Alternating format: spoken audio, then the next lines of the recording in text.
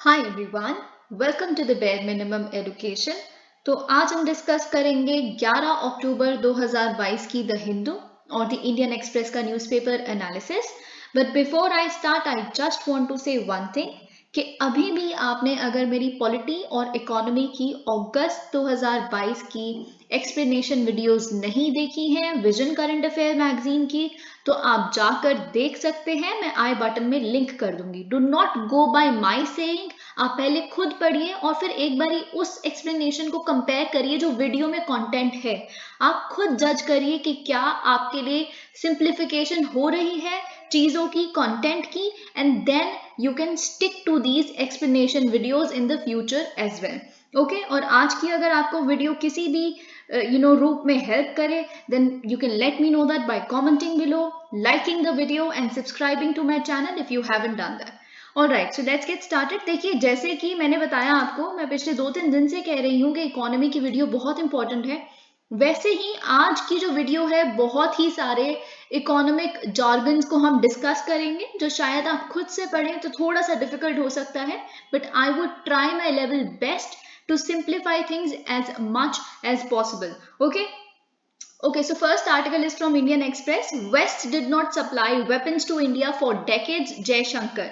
देखिए, एक मीटिंग हो रही है बेसिकली ऑस्ट्रेलिया और इंडिया के बीच में, और इस मीटिंग के दौरान जब प्रेस कॉन्फ्रेंस होती है, जब क्वेश्चंस पूछे जाते हैं, तो उसी का आंसर देते हुए हमारे एक्सटर्नल अफेयर्स मिनिस्टर यानी कि एस जयशंकर ने कहा है मंडे को कि देखिए, क्वेश्चन ये है कि आप इतना ज्यादा निर्भर है ही क्यों रशिया पे, कैसे आप इतना ज्यादा रशियन ओरिजिन वेपन्स हैं आपके पास और इसीलिए आप उनके डिपेंडेंस से बाहर नहीं निकल पा रहे, उनके अगेंस्ट वोट नहीं कर पाते। ये एक ब्रॉडर कॉन्टेक्स्ट है। तो इसमें बेसिकली देखिए, जयशंकर ने एक बहुत ही प्रैक्टिकल रिस्पॉन्स दिया है। उन्होंने कहा है, देखिए क्यों हमारे पास इतनी सब्सटैंशियल इन्वेंट्री है सोवियत या रशियन ओरिजिन वेपन्स की, क्योंकि वेस्टर्न कंट्रीज ने इतने सालों तक, इतने डेकेड्स तक क्या किया, उन्होंने किसको चूज किया हमारे ऊपर, उन्होंने हमारे रीजन में चूज किया एक डिक्टेटरशिप को, मिलिट्री डिक्टेटरशिप को, यानी कि पाकिस्तान को रेफर किया है उन्होंने। जो पाकिस्तानी जनरल्स हुआ करते थे वो उनको सप्लाई करते रहे वेपन्स, राइट। तो आपका प्रेफर्ड पार्टनर अगर पाकिस्तान था, you did not even look at us, तो हमें ऑब्वियसली हमें भी तो अपना आर्म सप्लाई बढ़ाना ही था, हमें भी तो अपना इन्वेंट्री बढ़ानी थी। तो हम कहाँ से लेते? Russia was a friend end of course हम इस चीज में सक्सेसफुल हुए, हमारा रिश्ता सही था। ओके, और जयशंकर ने यही चीज बोली है, India and Russia have a long standing relationship and that has certainly served India's interests well. Okay, तो ये चीज देखिए, हम चाहे कितना भी बात कह लें कि इंडिया आज बहुत ज्यादा अमेरिकन टिल्ट हो गया है एंड ऑल ऑफ दैट, पर जहां भी हमारा एक नॉन अलाइंड रिस्पॉन्स चाहिए होता है, हमारे ऑफिशियल्स देते हैं। If we have to support Russia in some things, we would do that, and we have our responses ready, and that too practical ones. Okay, यही चीज हम यहाँ पे देखते हैं बेसिकली। अब देखिए, इनसे फिर एक क्वेश्चन पूछा गया कि अगर हम देखें क्वेश्चन क्या था कि क्या इंडिया अपनी रिलायंस कम करेगी अब आने वाले टाइम में रशियन वेपन सिस्टम्स पे। तो देखिए, जो डिप्लोमेटिक आंसर्स होते हैं ना, वो कभी भी स्ट्रेट फॉरवर्डली कंट्रीज को नेम या फिर स्ट्रेट फॉरवर्डली अपने इंटेंशंस कभी भी नहीं बताते। They are always intermingled into something here और समथिंग देयर। ये चीज आपको डिराइव करनी है कि उसका मतलब क्या है। तो देखिए, अगर हम इनका रिस्पॉन्स पढ़ेंगे तो यहाँ पे क्या लिखा है कि जितने भी, जब भी हम इंटरनेशनल पॉलिटिकल डील करते हैं, जब किसी भी कंट्री के साथ, तो of course we make judgements, और जजमेंट्स भी हम किस बेसिस पे करते हैं कि हमारे फ्यूचर इंटरेस्ट क्या है या फिर हमारी करंट सिचुएशन है क्या।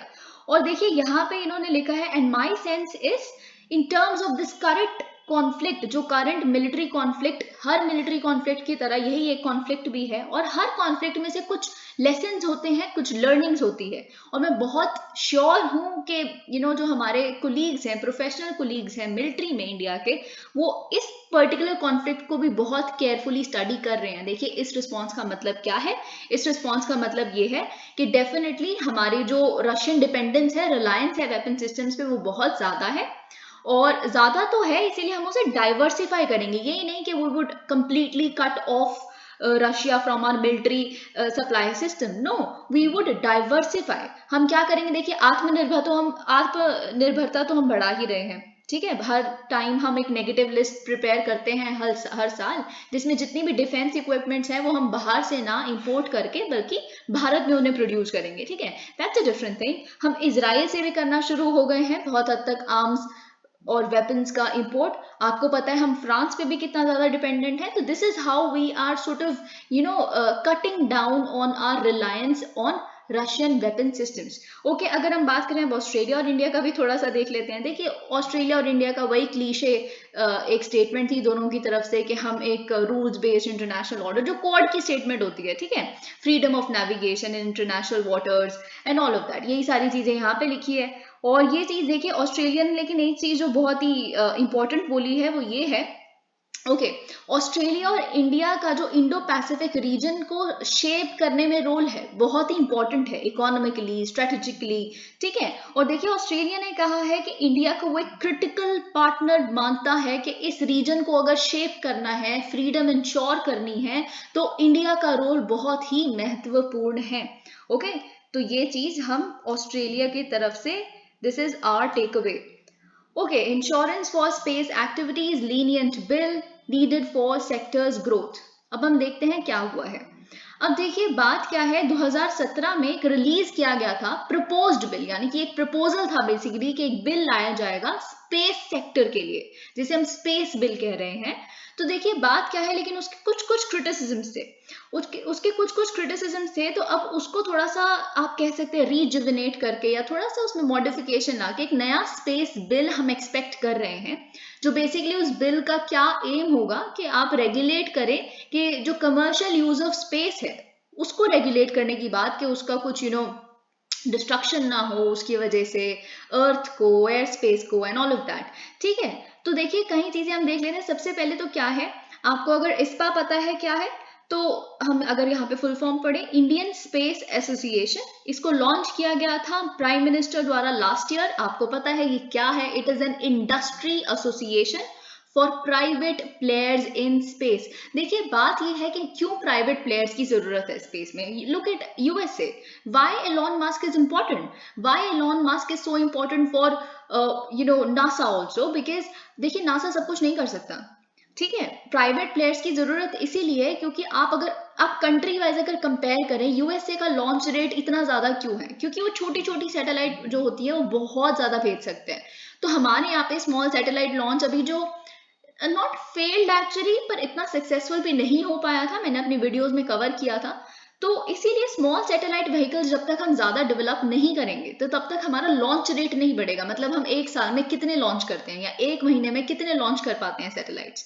तो यही स्मॉल स्मॉल सैटेलाइट्स के लॉन्च के लिए जितने ज्यादा प्राइवेट प्लेयर्स आए उतना अच्छा है। We can not completely rely on ISRO and ISRO only, इसीलिए ISPA का जो रोल है इट्स इंपॉर्टेंट।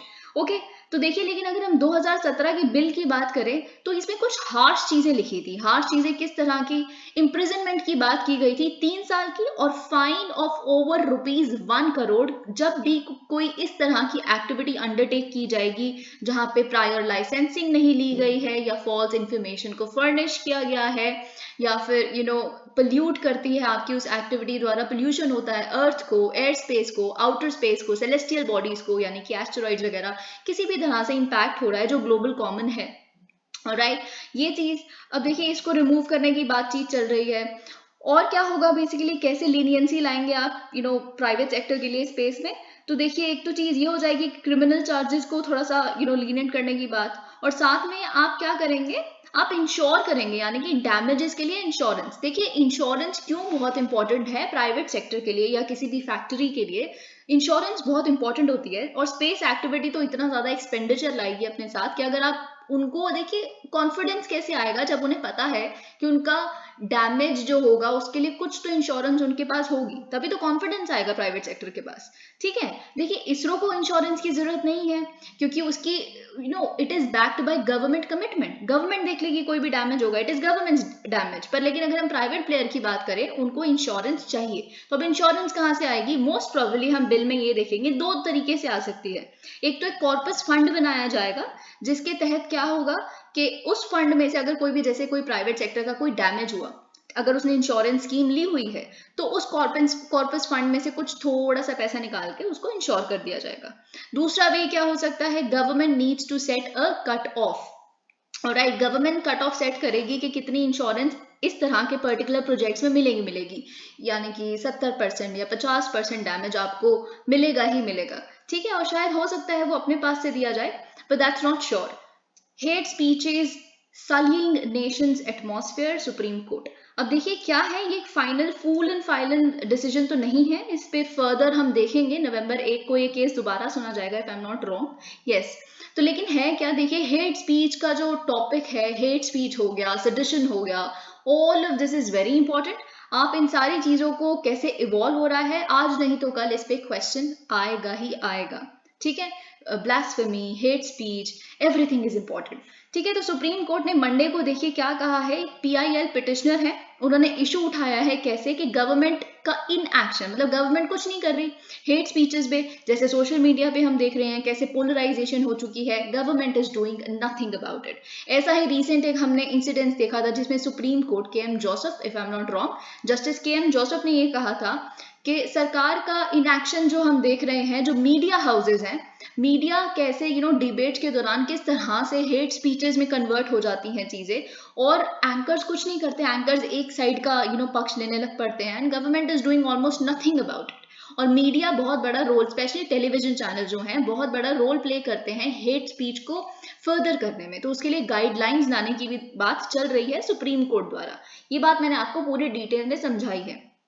इसीलिए कुछ कुछ चीजें जैसे इवॉल्व हो रही हैं, start connecting the dots with each other. एक कोई भी आर्टिकल आइसोलेशन में कभी नहीं देखना, ठीक है। तो बात क्या है, अब यहाँ पे भी गवर्नमेंट के इनएक्शन की बात करी जा रही है कि हेट स्पीचेस चल रही हैं but government is doing nothing.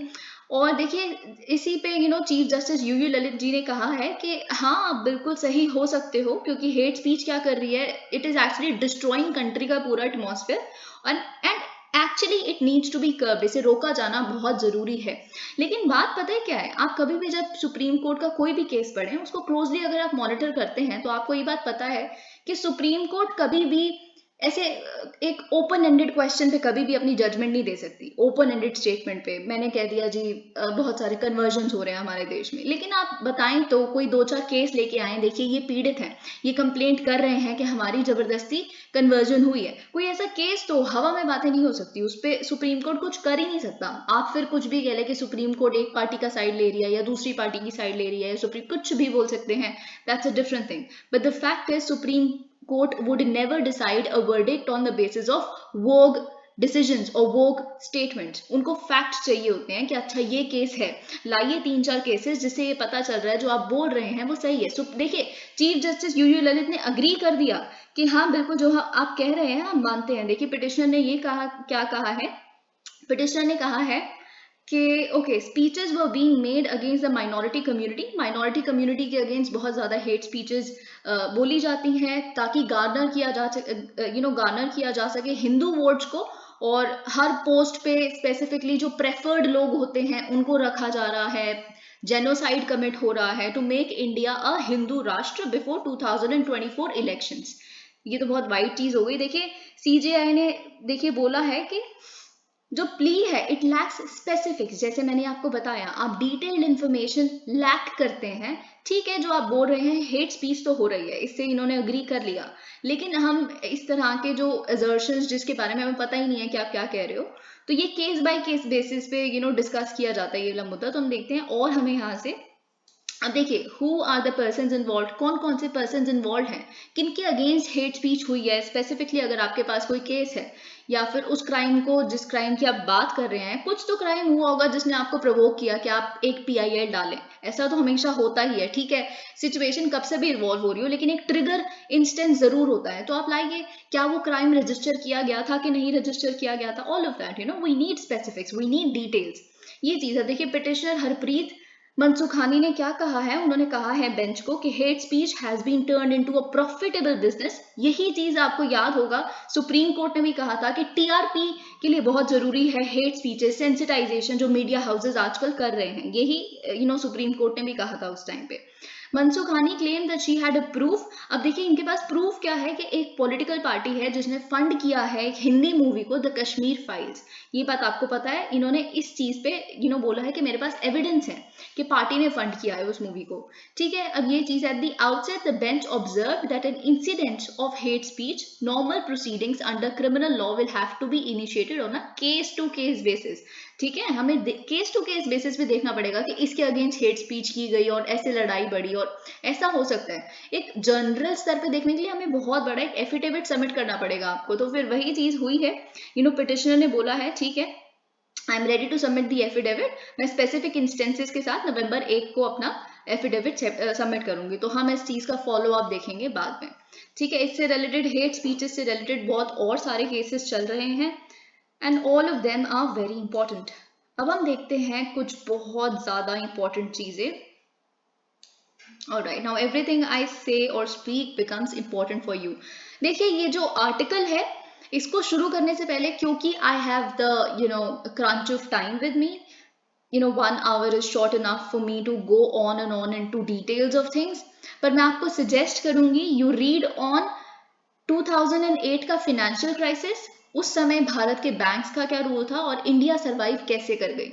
दूसरा, आप कोविड-19 के टाइम पे कैसे बैंक्स ने हेल्प किया फाइनेंशियल क्राइसिस को प्रिवेंट करने के लिए। ये दोनों चीजें आप पढ़िए, क्योंकि ये इंडिया के कॉन्टेक्स्ट में इंपॉर्टेंट बन जाता है banks role in financial crisis, क्योंकि जो इस बारी नोबेल प्राइज फॉर इकोनॉमिक्स मिला है वो इसी के टॉपिक पे दिया गया है। Okay, so let's get into the details of this article. अब देखिए क्या है, एक रिक्स बैंक प्राइज होता है जिसे हम बहुत ही कॉमनली कह देते हैं, पॉपुलरली जिसे बोला जाता है Nobel prize for economics. It has been awarded to 3 US based economist जिनका नाम है बेन एस बर्नानकी, जो एक फॉर्मर चेयर है यूएस फेडरल रिजर्व के, and he is currently associated with Brookings Institution, जो आप जानते हैं बहुत बार हम उनकी बहुत सारे रिसर्च पढ़ते हैं कि कैसे अभी अडानी एंटरप्राइजेस के केसेस में भी हमने देखा था उन्होंने कैसे रिसर्च की एंड ऑल ऑफ दैट। फिर दूसरा है Douglas W Diamond and third one is Philip H Dybvig. Okay, तो प्राइज मनी आप देख सकते हैं 10 मिलियन है, जिसको इक्वली इनके बीच में डिस्ट्रीब्यूट किया जाएगा। अब देखिए इन्होंने क्यों जीता है, क्या क्या इंपॉर्टेंट टर्म्स हैं जो आपको समझनी है। इन्होंने ये अवार्ड क्यों जीता है, क्योंकि देखिए क्या है, जो royal Swedish academy of sciences है जो इस अवार्ड को एडजुडिकेट करती हैं, डिसाइड करती हैं किसको मिलेगा किसको नहीं मिलेगा। ओके, उन्होंने बोला है कि इस साल के जो लॉरेट्स हैं बेसिकली उन्होंने सिग्निफिकेंटली इंप्रूव किया है हमारी अंडरस्टैंडिंग को कि बैंक्स का क्या रोल होता है, कितना इंपॉर्टेंट रोल होता है इकोनॉमी में, specifically and particularly during financial crisis. Okay, so an important finding in their research is why avoiding bank collapses is vital. क्यों, सबसे बड़ा इंपॉर्टेंट चीज जो हमारी टेक अवे हो सकती है इनसे वो ये है, इनकी रिसर्च से या फिर इनकी फाइंडिंग से, कि क्यों बैंक का कोलैप्स या फिर क्यों बैंक का फेलियर अवॉइड करना सरकार के लिए, देश के लिए किसी भी बहुत इंपॉर्टेंट है। कैसे, ठीक है, तो अगर हम रिसर्च की इनकी बात करें, इन तीनों की ही रिसर्च 1980s को डेट करती है, सो इट्स दैट ओल्ड। तो आप देख सकते हैं कि नोबेल प्राइज अगर आपको जीतना है तो like you never know, after 20-40 years you get a Nobel prize for your work. Okay, तो ये चीज Bernanke on what cause the great depression.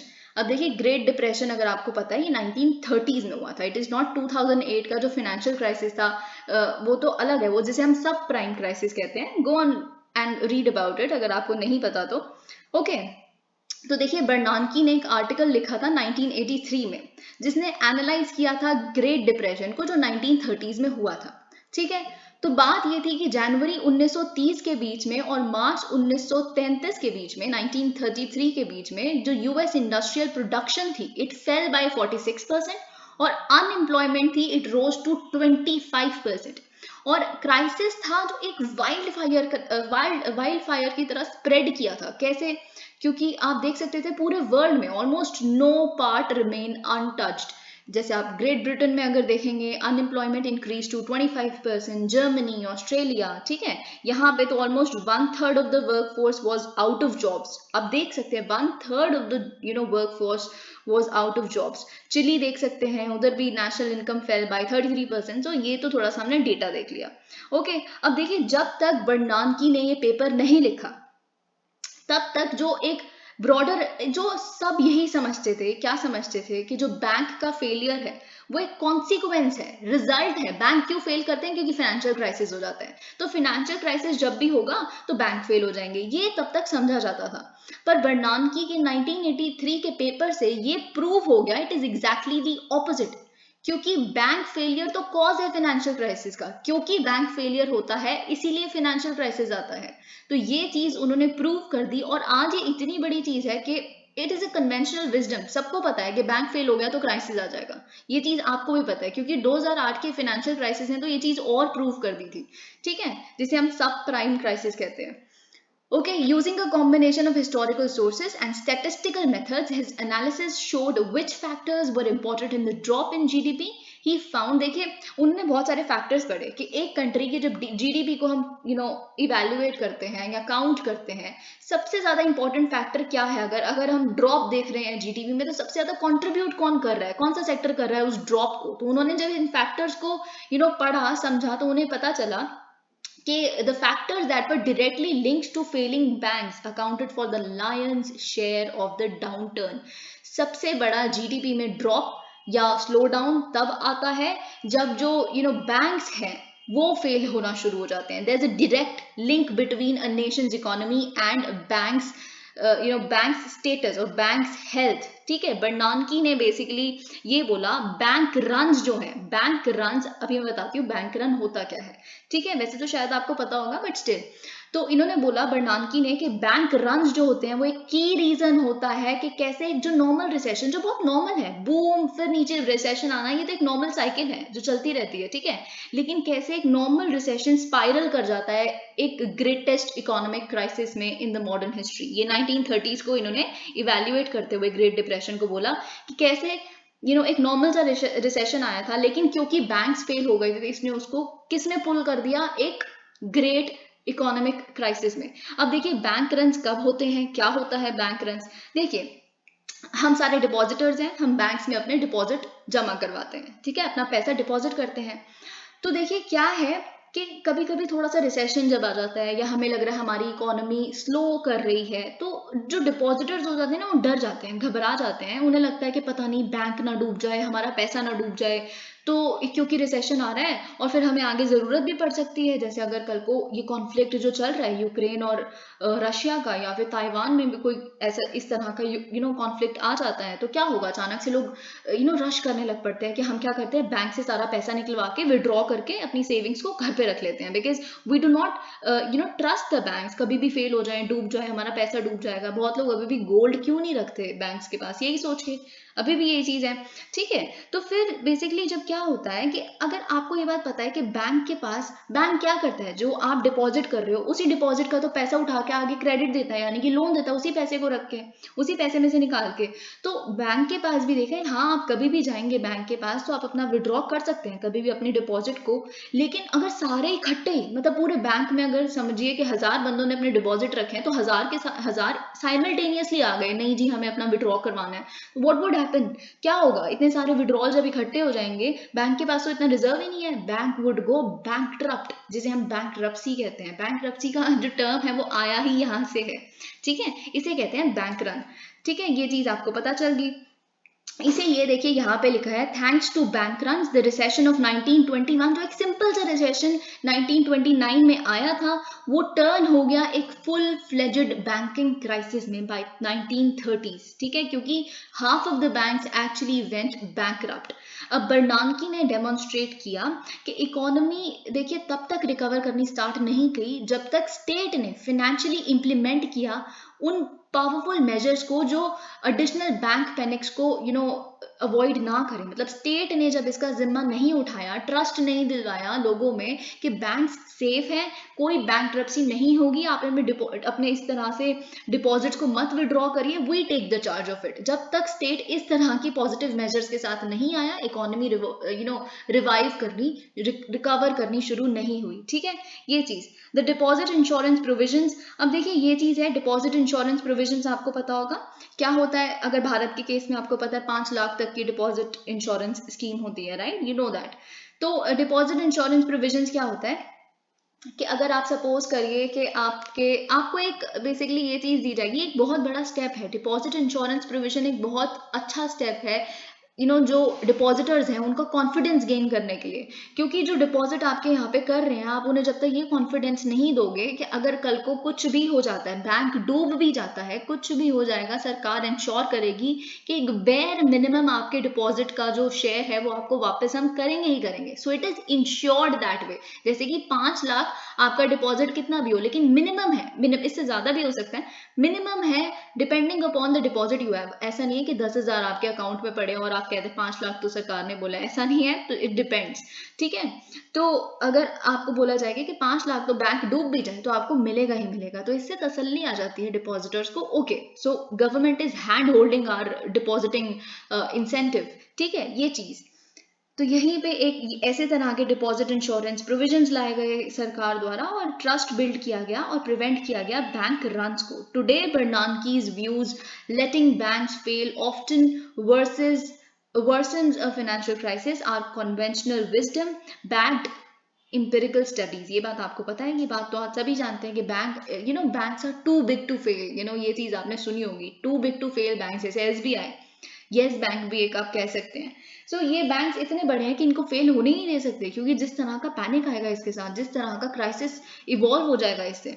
ठीक है, डायमंड एंड डाइबविग्स एनालिसिस। अब तो हमने देख लिया बर्नानकी का क्या कंट्रीब्यूशन था, अब हम देखते हैं डायमंड और डाइबविग का। ओके, देखिए जो जब से ग्लोबल फाइनेंशियल क्राइसिस 2008 हुआ है, आपको पता है कि जो banks have lost their sheen in the public eye, उसके बाद से बहुत लोग आज भी दोबारा डाउट करने लग पड़े हैं बैंक्स को, जब से 2008 का फाइनेंशियल। क्योंकि लोगों को ये लगता है कि बैंक क्या है, जैसे यहाँ पे लिखा है, उनको उस टाइम पे अगर आप पढ़ेंगे ना तो आपको पता चलेगा बैंक ने कितने, स्पेशली USA की बैंक्स की बात कर रही हूँ, बाकी बेचारे तो ऐसे ही पिस गए बाकी कंट्रीज के बैंक्स, उन्होंने क्या किया, इतना केयरलेसली, इतना माइंडलेसली उन्होंने इन तरह के रियल एस्टेट सेक्टर के लोगों को लोन देना शुरू कर दिया जिनके पास लोन्स को पे बैक करने की कैपेसिटी भी नहीं थी, इतना बहुत ज्यादा, फिर लोन्स के ऊपर ही लोन्स दे रहे हैं, मतलब यानी कि उनके पास कोलेटरल रखने के लिए भी नहीं है, लेकिन उन्होंने कहा कि ये हमने चीज खरीदी हुई है, कल को इसका रेट बढ़ जाएगा, अब इसके बेसिस पे हमें और लोन दे दो, लोन के ऊपर लोन। इससे क्या हुआ, इतना बड़ा क्राइसिस हो गया। ठीक है, तो इससे क्या पता चला कि उस केस में अगर हम देखें, बैंक अपना प्रॉफिट सोच रहा था, सिर्फ बैंक ने भी लोन लेने शुरू कर दिया आगे लोन देने के लिए, कि ये बोल के जिसको हमने लोन दिया हुआ है वो बहुत बड़ी प्रॉपर्टी है, वो कल को बड़े प्रॉफिट कमाएगी, तो आप हमें लोन दे दो। तो ऐसे ही पूरा स्पाइरल हो गया वो। ठीक है, तो अब बैंक्स की जो छवि बन के आई वो ये है कि वो सिर्फ और सिर्फ एक मनी ग्रैबिंग इंस्टीट्यूशन है जो अपना सिर्फ प्रॉफिट देखना चाहता है, बोरोवर से भी और डिपॉजिटर से भी, नथिंग मोर देन दिस। ठीक है, लेकिन बात यह है, but in a world without banks it would be impossible to make any long term investment. ये बात आपको पता होनी चाहिए, ये कह देना बड़ा आसान है, पर बैंक के बिना किसी भी तरह की इकोनॉमी चल ही नहीं सकती। ठीक है, अब हम देखते हैं कैसे, जो डायमंड और डाइबविग की 1983 का पेपर है, उन्होंने ये चीज एग्जिबिट की, शो किया कि there are fundamental conflicts between the needs of savers and investors. Obviously अगर आप एक सेवर है और फिर एक दूसरा बंदा एक इन्वेस्टर है, सेवर की नीड कुछ और है, डिमांड कुछ और है, इंटरेस्ट कुछ और है, इन्वेस्टर का इंटरेस्ट कुछ और है। ठीक है, सेवर क्या चाहेगा, जो सेव करना चाहता है अपना पैसा, वो चाहेगा कि एटलीस्ट कुछ पार्ट उनका सेविंग का जो है वो अनएक्सपेक्टेड यूज के लिए उनको फटाफट से इमरजेंसी पर्पसेस के लिए लिक्विडिटी रहे, फटाफट से जब भी हमारा मन करे सेविंग्स अकाउंट से अगर हमें पैसे की जरूरत है तो हम उसे जाके विड्रॉ कर सके। ठीक है, ये चीज वो कभी भी हो सकता है, वो यूज का टाइम कभी भी पड़ सकता है। ठीक है, ये सेवर की रिस्पॉन्सिबिलिटी वो है, मतलब इंटरेस्ट है सेवर का। ओके, तो they want the ability to pull out money when they need it, simple. और बोरोवर्स यानी कि जो इन्वेस्टर्स बोरो करेंगे तभी तो लॉन्ग टर्म इन्वेस्टमेंट करेंगे कहीं पे। बोरोवर्स की क्या रिक्वायरमेंट है या इंटरेस्ट है, वो चाहते हैं कि उन्हें एक लोन दिया जाए बैंक द्वारा जो बेसिकली एक घर बनाना चाहते हैं, रोड बनाना चाहते हैं, या कुछ भी एक लॉन्गर टाइम लगेगा जिस इंफ्रास्ट्रक्चर को बनाने के लिए, उसमें वो इन्वेस्ट करें। तो बोरोवर्स के not function if the money can be demanded back at a short notice. Obviously जो 35 ईयर्स तक के भी लोन मिलते हैं, 10 साल में वापस करने आपने पैसे, ऑब्वियसली कैसे आप इतनी बड़ी रोड बना दोगे, आपके पास किसी के पास इतना पैसा नहीं होता। Adani is Adani because he borrows a lot, not that he have everything, not that he has everything in his own home, it's not like that। ठीक है, ये चीज तो ऑब्वियसली बैंक अगर फटाफट कह देगी नहीं आप एक ही साल में वापस कर देना 35 करोड़ रुपए, ऐसा नहीं हो सकता। उनको ज्यादा टाइम चाहिए पे बैक करने के लिए। सिंपल, दोनों की रिक्वायरमेंट बहुत ही अलग है, सेवर की अलग और यानी कि इन्वेस्टर की अलग। अब सोसाइटी इसको रिजॉल्व कैसे करेगी इस मिसमैच को, तो यही डायमंड और डाइविग ने बेसिकली समझाया। ठीक है, तो इसको यही, अगर हमें इस मिसमैच को सॉल्व करना है तो उसके लिए बैंक्स का बहुत जरूरी होना है। बैंक्स के बिना इकोनॉमी चल ही नहीं सकती, बैंक्स ही सिर्फ और सिर्फ इस मिसमैच को सॉल्व कर सकते हैं। तो हम देखते हैं कैसे। ठीक है, तो लेट्स सी, इन्होंने 1983 के पेपर में डेवलप किया एक थ्योरेटिकल मॉडल जिसने एक्सप्लेन किया कि कैसे बैंक क्या करते हैं, they create liquidity for savers while borrowers can access long term financing. आपको कुछ समझ नहीं आएगा, wait for a second. Okay, देखिए इन्होंने बोला कि banks are able to resolve this conflict through the process of maturity transformation. अब आप पहले समझ लीजिए जो यहाँ पे लिखा है, इससे पहले कि मैं वो आपको समझाऊं, मैं आपको थोड़ा सा बता देती हूँ कि मैच्योरिटी ट्रांसफॉर्मेशन का मतलब क्या होता है। देखिए एक सिंपल सी स्टेटमेंट है, maturity transformation is basically financing of long term assets with short term liabilities। आपको मैंने ये बात बहुत बार बताई है कि एक बैंक के लिए एसेट क्या होता है, लोन। क्यों एसेट होता है, क्योंकि उसके पास इंटरेस्ट आता है। ठीक है, और लायबिलिटी क्या होती है, आपके डिपॉजिट्स, क्योंकि बैंक को उस पर इंटरेस्ट देना है आपको। तो बैंक क्या करती है, जो बोरोवर्स हैं, जो इन्वेस्टर्स हैं, जो बेसिकली जिनको वो लॉन्ग टर्म एसेट्स दे रहे हैं, अपने लॉन्ग टर्म लोन्स दे रहे हैं, वो पैसा कहाँ से आएगा, आपके डिपॉजिट से ही आएगा, शॉर्ट टर्म लायबिलिटी से। आपके डिपॉजिट के साथ साथ और किसके से आएगा, आपके डिपॉजिट के साथ साथ बैंक भी बोरो करता है, पेपर्स निकालता है, कमर्शियल पेपर्स वगैरह जैसे आपने सुने, वैसे बैंक भी निकालता है इस तरह के पेपर्स, जिसे हम मनी मार्केट इंस्ट्रूमेंट्स कहते हैं, शॉर्ट टर्म। तो बैंक को फटाफट से पेमेंट करनी है, इसीलिए बैंक इसको कैसे मैच करता है, बैंक जो बोरोवर्स हैं, जो इन्वेस्टर्स हैं, उनसे काफी भारी मात्रा में इंटरेस्ट रेट लेते हैं। तो वो इंटरेस्ट रेट आता रहता है, साथ में थोड़ा बहुत डिपॉजिट, सारा तो नहीं आप एक दिन जाके विड्रॉ कर लोगे ना, थोड़ा बहुत जो डिपॉजिट आपका है वो मिला के वो इस तरह के उस मिसमैच को कर्ब कर लेता है, ब्रिज कर देता है। अगर ये ना हो, देखिए अगर ये मैच्योरिटी ट्रांसफॉर्मेशन ना हो, मैच्योरिटी मतलब क्या है, maturity in the sense of कि कब मैच्योर होगा, यानी कि लोन की जो मैच्योरिटी है, जो लोन पूरा वापस आएगा वो तो बहुत बाद में आएगा। और आपका जो सेविंग, जो आप सेवर है, सेवर का जो डिपॉजिट होता है उसकी मैच्योरिटी तो पता ही नहीं है, इट इज अनसर्टेन, बहुत छोटी हो सकती है, राइट। वैसे ही अगर जो मनी मार्केट इंस्ट्रूमेंट्स होते हैं जिनकी मैच्योरिटी 1 साल से भी कम होती है, तो बैंक को फटाफट से वापस करना है उसको, इस मैच्योरिटी को वो ट्रांसफॉर्म कर देता है, ब्रिज कर देता है इस माध्यम से। ये ना हो तो इकोनॉमी में कोई एसेट क्रिएशन नहीं होगा, इकोनॉमी में कोई भी वैल्यू एडिशन नहीं होगा। This is why banks are important. Okay, अब हम थोड़ा सा पढ़ लेते हैं यहाँ पे क्या लिखा है। ओके, तो बैंक के एसेट्स हैं, they have a long term maturity, यानी कि जो बैंक लोन देता है बड़े बड़े इन्वेस्टर्स को, उनकी मैच्योरिटी का टाइम बहुत लेट होता है। Okay, because it promises borrowers that they will not need to pay back their loans early, that we have learned. Okay, लेकिन on the other hand banks की जो लायबिलिटीज है उसकी मैच्योरिटी बहुत शॉर्ट टर्म होती है, क्योंकि depositors can access their money whenever they want. The bank is an intermediary that transforms the assets with long term maturity into bank accounts with short term maturity. This is usually called as maturity transformation, यानी कि long term maturity वाला जो asset है उसको transform कर देना short term maturity वाले bank account से, जिसमें आप सेव कर रहे हैं मनी। ठीक है, ये चीज। और बेसिकली मतलब बैंक क्या करता है, छोटे छोटे लोन्स खुद भी लेता है ताकि वो बड़े जो है बड़ा लोन जो उन्होंने दिया है उसको फंड कर सके। Okay, so together the work for which Bernanke, Dybvig and Diamond have been recognized have also laid the foundation for modern bank regulations। ये आप जान सकते हैं, मैं आपको बताती हूँ क्या मॉडर्न बैंक रेगुलेशंस, अगर आपको पता हो, जिसे हम बेजल कमेटी की रेगुलेशंस कहते हैं, बेजल रेगुलेशंस 1 2 3 ये सब आपको पता है, जिसमें आरबीआई भी इंटर बैंक रेगुलेशंस की जो कमेटी है उसमें जाते हैं कॉन्फ्रेंस में और जो भी वहाँ पे डिसीजन लिया जाता है उसको इम्प्लीमेंट भी करती है भारत। अभी हम 2 पे हैं, 3 पे हम ट्रांसफॉर्म करने वाले हैं, ठीक है। तो उसमें क्या कहा जाता है, बैंक रन ना हो सके। बैंक रन कैसे नहीं होगा, जब आप कुछ रिजर्व बैंक हमेशा 9% कुछ ना कुछ रखेगा, कभी ऐसा ना हो जाए कि वो it goes out of liquidity completely, तो सब कुछ आप लेंड नहीं कर सकते। कुछ अमाउंट आपको ऐसा करना है, अगर आपके पास थोड़ा सा डिपॉजिट आया, वैसे ही फटाफट से आप उस डिपॉजिट में से कुछ थोड़ा सा % उठा के अपने लिक्विडिटी में रख लीजिए, ताकि कल को कोई भी विड्रॉ करने आता है ऐसा नहीं है कि कभी भी बैंक करप्सी पॉसिबल भी हो सके। तो इसीलिए इस तरह के मॉडर्न बैंक रेगुलेशंस वगैरह का जो स्रोत है वो 1983 के इन 3 पेपर से ही आता है, ठीक है। And their work has been crucial to subsequent research that has enhanced our understanding of banks, bank regulation, banking crisis, and how financial crisis should be managed. अब देखिए जो ये आर्टिकल है एक्सप्लेन सेक्शन का, बेसिकली ये how China beat extreme poverty and what lessons it holds for India. Important है, पर यहाँ पे जो भी लिखा है बहुत ही जर्नलिस्टिक सा लिखा है, तो कुछ चीजें मैं अपनी तरफ से आपको बताऊंगी। So listen to me very carefully, क्योंकि यहाँ पे तो एक इनफ अंडरस्टैंडिंग आपको शायद ना मिले, ठीक है। अब देखिए एक लेटेस्ट वर्ल्ड बैंक की रिपोर्ट आई है ग्लोबल पॉवर्टी पे, जिसमें ये पता चला है कि India has the most number of poor people. देखिए इट इज ऑब्वियस ओनली, क्योंकि हमारी पॉपुलेशन क्योंकि इतनी ज्यादा है, तो सबसे ज्यादा पुअर पीपल जो निकलेंगे वो हमारे यहाँ से निकलेंगे। Although we can not completely rely on this कि पॉपुलेशन ज्यादा है तो पुअर पीपल होने ही चाहिए। There has been the kind of colonial legacy to its credit, obviously, क्योंकि हमने इनहेरिट की थी पॉवर्टी, तब से इतने साल हो गए हैं, बट स्टिल काफी टाइम लगता है। फिर उसके बाद कोविड पैंडेमिक ने भी थोड़ा सा रश किया है। तो वही हम देखते हैं रिपोर्ट में क्या आया है। रिपोर्ट में कहा गया है कि जो number of Indians living in extreme poverty मतलब जो लोग सरवाइव कर रहे हैं ₹46 से भी कम पर दिन, प्रतिदिन पे, it has gotten increased by 56 million in 2020।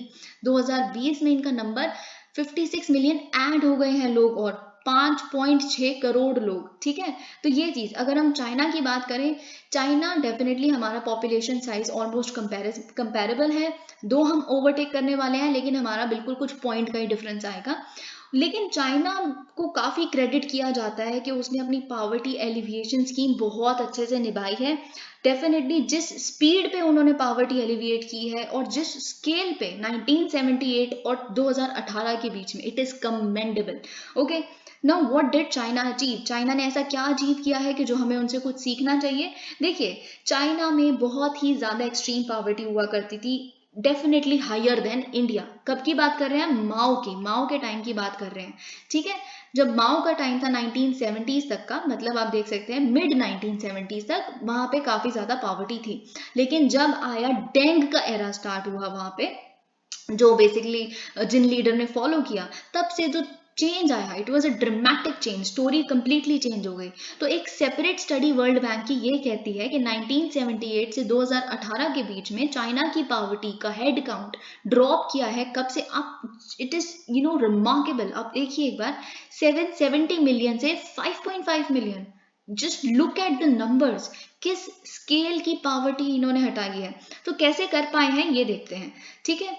तो देखिए बहुत सारे आर्टिकल्स हम आए दिन देखते हैं, जो मैंने स्टार्टिंग में भी आपके साथ कवर किए थे कि चाइना कैसे स्पेंड कर रहा है ह्यूमन कैपिटल पे, ये चीज मैंने आपको बताई है, ठीक है। बहुत सारी और चीजें जो हम एक्चुअल में अप्लाई कर सकते हैं यहाँ पे। Okay, decades of progress in China और ऑल्सो रिफ्लेक्टेड इन इम्प्रूवमेंट। जिस तरह की प्रोग्रेस, ठीक है, आपने पॉवर्टी हटा के दिखाई है, लेकिन डेफिनेटली वहाँ के जो वेलबींग के लिए मेजर्स दिए गए हैं वहाँ के लोगों के लिए, जैसे हेल्थ में, एडुकेशन में, इनकम में, पिछले 40 सालों में, वो डेफिनेटली चाइना की पोजीशन में रिफ्लेक्ट होते हैं, क्योंकि उनका जो ह्यूमन डेवलपमेंट इंडेक्स में उनकी रैंकिंग है वो उसमें इंप्रूवमेंट दिखती है। 106 हुआ करती थी 1990 में, अब 85 है 2019 में। So you can look at it, ठीक है। अब चाइना ने ऐसा कैसे किया, टू पिलर्स स्ट्रैटेजी चाइना ने अपनाई। पहला पिलर है रैपिड इकोनॉमिक ग्रोथ। देखिए एक सिंपल सी बात है, जब आप, यही निर्मला सीतारमन ने हमारे इकोनॉमिक सर्वे में कहा था recently, I think it was of 2021 का इकोनॉमिक सर्वे, जिसमें उन्होंने क्या कहा था कि हम, देखिए हमने चाइना से पता है क्या सीखना चाहिए, कि हम इकोनॉमिक ग्रोथ पे ध्यान देते हैं, ना कि पॉवर्टी एलिविएशन पे। इनइक्वालिटी को छोड़िए, गरीब अभी गरीब हैं, पर पहले से तो अमीर है ना, पहले से तो ठीक है, तो अमीर अमीर हो भी रहे हैं, इससे कोई फर्क नहीं पड़ता। We should focus on just on economic growth, it would trickle down automatically. तो हम चाइना को लेकिन गलत सेंस में उन्होंने कोट किया, ऐसा नहीं है। ये देखिए, रैपिड इकोनॉमिक ग्रोथ तो हुई, लेकिन जो उनका इकोनॉमिक ट्रांसफॉर्मेशन था वो काफी स्ट्रेटेजिक और काफी प्लान्ड मैनर में हुआ था। ऐसा नहीं कि उन्होंने इनइक्वालिटी को जस्टिफाई कर दिया था जस्ट बिकॉज ये कह के कि ठीक है हम ग्रो तो कर रहे हैं। हाँ, it didn't happen that way. Okay, तो रिफॉर्म्स कैसे स्टार्ट हुए? एग्रीकल्चर सेक्टर में रिफॉर्म किया गया। देखिए, अगर आपको ये आर्टिकल याद होगा, आई थिंक मनीष सबरवाल जी ने लिखा था, जो उनके ऑथर थे आर्टिकल के, इंडियन एक्सप्रेस में, जो हमने पढ़ा था कि there are no poor people, there are poor places. तो उसमें उन्होंने ये लिखा था कि सबसे ज्यादा भला अगर आप फार्मर्स का करना चाहते हो तो उनका सबसे ज्यादा भला आप ऐसे कर सकते हो कि आप एग्रीकल्चर में ज्यादा फार्मर्स रहने ही ना दो। ठीक है, तो it is good to have lesser farmers if you want to help farmers out, क्योंकि इतना प्रोडक्टिविटी नहीं है ना यहाँ पे, और फिर जो बचे हैं उनकी प्रोडक्टिविटी इंप्रूव करिए। तो वैसे ही इन्होंने प्रोडक्टिविटी इंप्रूव करी, जो एग्रीकल्चर में लोग इन्होंने कम से कम करने शुरू किए, और जो रह गए एग्रीकल्चर सेक्टर में उनकी प्रोडक्टिविटी इंप्रूव की टेक्नोलॉजी के साथ, बहुत सारे इंप्रूवमेंट्स के साथ, मैकेनाइजेशन। और फिर जो वहां से उन्होंने एग्रीकल्चर में से निकाले लोग, उनको नॉन फार्म एम्प्लॉयमेंट में केटर करना स्टार्ट किया या फिर डिप्लॉय करना स्टार्ट किया नॉन फार्म सेक्टर्स में। जैसे कि हम देख सकते हैं जो लो स्किल्ड लेबर इंटेंसिव इंडस्ट्रीज होती है, China is an epitome of labour industry labour intensive industry related growth. उनकी जो इकोनॉमिक ग्रोथ हम देख रहे हैं, यही हमें सीखना चाहिए। हमारे यहाँ पे लेबर हाथ बहुत ज्यादा है, काम बहुत कम है। क्यों? क्योंकि मैकेनाइजेशन को हमने अडॉप्ट कर लिया। ठीक है, तो जब इतने हाथ खाली रह जाएंगे तो अनएम्प्लॉयमेंट ही बढ़ेगी। This is a quote by mister Gandhi, Mahatma Gandhi, if you know that. ठीक है, तो उन्होंने यही कहा था। तो वही चाइना ने ये चीज समझी, और चाइना ने ये किया कि अगर ठीक है इतने सारी लेबर है, पॉपुलेशन इतनी ज्यादा है, तो ऑब्वियसली हाथों से वहां पे बुनी जाती हैं चीजें एंड ऑल ऑफ दैट। ठीक है, तो ये सारी चीजों में उन्होंने अपना जो एग्रीकल्चर से लोग उठाए, उन्होंने इस तरह के लेबर इंटेंसिव इंडस्ट्रीज में उन्हें एम्प्लॉयमेंट दिलवाई। ठीक है, ये चीज हम देख सकते हैं। और वहां पे जब अर्बनाइजेशन हुई तो बेसिकली क्या हुआ, जो माइग्रेंट्स थे, माइग्रेंट्स को नई नई अपॉर्चुनिटीज मिली सिटीज में। और माइग्रेंट क्या करते थे, अपनी जो बूस्टेड इनकम्स थी वो कहाँ ट्रांसफर करते थे? अपने रिलेटिव्स को, अपने बाकी जो लोग बेसिकली विलेजेस में रहते हैं वहां पे। इससे क्या हुआ, definitely public investment in infrastructure, improved living conditions in rural areas. जो पब्लिक इन्वेस्टमेंट रूरल एरियाज में की गई, या फिर जो इनकम वहां से आ रही है सिटीज में से, जो माइग्रेट करके गए हैं, पीछे भेज रहे हैं, डेफिनेटली वहां पे भी लिविंग कंडीशन बहुत इंप्रूव हुई, रूरल एरियाज में भी। ठीक है, और साथ साथ में इन रूरल एरियाज को देखिए, पब्लिक इन्वेस्टमेंट बहुत इंपॉर्टेंट है। जैसे कि हमने कल एक एडिटोरियल पढ़ा था, उसमें क्या लिखा था कि जो करंट रिजीम है उसने क्या कहा है कि मिनिमम गवर्नमेंट मॉडल। लेकिन मिनिमम गवर्नमेंट मॉडल ठीक है, लेकिन जब तक आप पब्लिक इन्वेस्ट नहीं करेगी तब तक प्राइवेट में कभी कॉन्फिडेंस आएगा ही नहीं, प्राइवेट सेक्टर में, कि वो इंफ्रास्ट्रक्चर या कैपिटल इन्वेस्टमेंट कर सके। Capital formation is not possible until and unless private investment is preceded by public investment, and that is exactly what China did। ठीक है, पब्लिक इन्वेस्टमेंट उन्होंने की, रूरल एरियाज में इंफ्रास्ट्रक्चर बनाया, रोड्स बनाई, कनेक्टिविटी क्रिएट की उन्होंने, अर्बन मार्केट की रूरल एरियाज में। अब क्योंकि रूरल एरियाज के पास इनकम काफी है तो खरीद सकते हैं अर्बन मार्केट से, जो भी उन्हें खरीदना है, तो ऐसे कनेक्टिविटी भी बढ़ गई और गैप नहीं रहा अर्बन और रूरल एरियाज में। वहां पे इतना डिस्पैरिटी नहीं है जो हम इंडिया में देखते हैं, इतनी ज्यादा पॉवर्टी रूरल में ज्यादा है और अर्बन फ्लरिश कर रहा है, ऐसा नहीं होता वहां पे। It is equalised that way. ठीक है, और रूरल एरियाज को उन्होंने एक्सपोर्ट मार्केट से भी कनेक्ट किया through public investment. Second pillar क्या था? सेकंड पिलर ये था, जो गवर्नमेंट पॉलिसीज लाई गई पॉवर्टी को एलिविएट करने के लिए। यहाँ तो भारत काफी अच्छा कर रहा है, क्योंकि हम भी बहुत सारे इस तरह की पॉलिसीज को अप्लाई कर रहे हैं। और राइट, तो इनिशियली इन पॉलिसीज ने किसको टारगेट किया? जो ज्योग्राफी की वजह से, क्योंकि रिमोट एरियाज फॉर एग्जांपल, जो ज्योग्राफी की वजह से डिसएडवांटेज लोग हैं उनको, या जिनके पास इकोनॉमिक अपॉर्चुनिटीज का लैक है उनको। लेकिन सब्सिक्वेंटली उन्होंने हर जगह के पुअर हाउस होल्ड्स को कवर करना शुरू कर दिया। And this should happen in India as well. क्यों बार बार कहा जाता है कि मनरेगा ठीक है, पर अर्बन एम्प्लॉयमेंट गारंटी स्कीम भी आनी चाहिए, क्योंकि पुअर हाउस होल्ड सिर्फ रूरल एरियाज में नहीं है, अर्बन एरियाज में भी है। That is why you see both industries and slums flourishing simultaneously। all right, so that is my analysis of it। okay, ये चीज यहाँ पे लिखी है, इंश्योरेंस दी, welfare schemes and all of that. Two other factors mattered. कौन से और फैक्टर्स थे? Effective governance. ठीक है, ये बहुत बड़ा देखिए एक मिथ है, लोग चाइना के बारे में सोच के डिक्टेटरशिप, अथॉरिटेरियनिज्म और ये सब कुछ जाते हैं। That's true, that's I am not denying that, but आप सुन के हैरान रह जाएंगे कि वहां पे जो लोकल डिसेंट्रलाइजेशन है, लोकल गवर्नमेंट्स है, वो इस स्तर तक सक्सेसफुल है कि हमारे यहाँ पे so called 73rd constitutional amendment act, 74th constitutional amendment act सिर्फ नेम सेक के लिए आ गया है, लेकिन हमसे कहीं गुना अच्छा चाइना कर रहा है लोकल गवर्नमेंट में। एंड दैट इज वाई उनकी जो इफेक्टिव गवर्नेंस है उसने पॉसिबल किया है पॉवर्टी एलिविएट करने में। ठीक है, यहाँ पे तो टैक्सेशन पावर्स ही नहीं है लोकल पंचायत के पास, लेट अलोन एनीथिंग एल्स। तो ये भी हम सीख सकते हैं। देखिए, जब आप डिसेंट्रलाइजेशन करते हो ना, तो क्या होता है कि आप उनको पावर दे देते हो, जो लोकल गवर्नमेंट है, कि आप एक्सपेरिमेंट करो, आप एक्सपेरिमेंट करो क्या काम कर रहा है क्या नहीं कर रहा, आपस में compete करो लोकल एरियाज। ये तो खैर हमारे यहाँ पे भी होता है, जो स्वच्छ सर्वेक्षण एक तरह का कंपेटिटिव फेडरलिज्म वाला ही कॉन्सेप्ट है। आपस में कौन बेटर कर रहा है, वहाँ के जो मेयर्स हैं बहुत ज़्यादा पावरफुल हैं वो, यानी कि रूरल एरियाज को जिस तरह से उन्होंने ट्रांसफॉर्म किया है वहाँ की लोकल गवर्नमेंट्स ने, कमेंडेबल। और सरकार कुछ उसमें वो नहीं करती, इंटरफेयर नहीं करती। यहाँ पे तो सेंट्रल इंटरफेरेंस बहुत आ जाती है, वहाँ पे ऐसा कुछ भी नहीं है। लेकिन हाँ, डेफिनेटली कुछ कुछ अरेंजमेंट सेंटर और उसके साथ भी की गई है मॉनिटर करने के लिए, अकाउंटेबिलिटी है कि नहीं हर गवर्नमेंट की। सो ये चीज़ें हम देख सकते हैं। So this is how we can actually learn something from China and China's commendable and remarkable progress in alleviating poverty. Okay, ये चीज़ हमने देख ली। Let's move on to another article. अगर आपको याद होगा, मैंने आपको एक बारी बताया था कि आरबीआई क्या चाहती है। आरबीआई चाहती है इंटरनेशनल रुपी सेटलमेंट, यानी कि क्या होगा कि फॉर एग्जांपल रशिया के साथ हमें डील करना है और हमने डॉलर को हटाना है और सिंपल अपनी करेंसी में डील करना है। तो हम क्या करेंगे, हम रशिया को कहेंगे आप एक वॉस्ट्रो अकाउंट खोल लो हमारे यहाँ के एक बैंक में।